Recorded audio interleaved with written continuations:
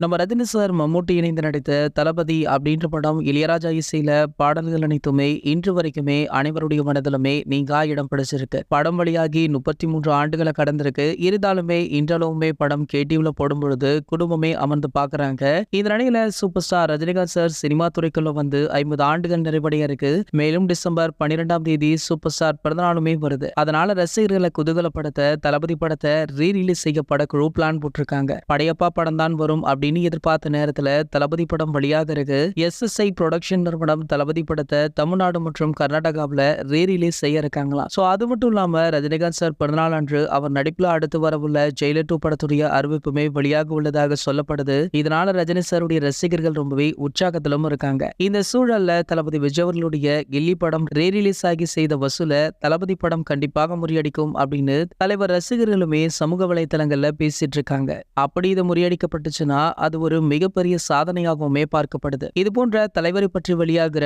அனைத்து செய்திகளுமே நீங்கள் உடனே தெரிஞ்சுக்க நம்மளுடைய சினிமா கொட்டா அப்படின்ற நம்ம சேனலை சப்ஸ்கிரைப் பண்ணிட்டு பக்கத்தில் உள்ள பெல் ஐக்கானை கிளிக் பண்ணிட்டீங்கன்னா நீங்க நம்ம வீடியோவை மிஸ் பண்ணாம பார்க்கலாம்.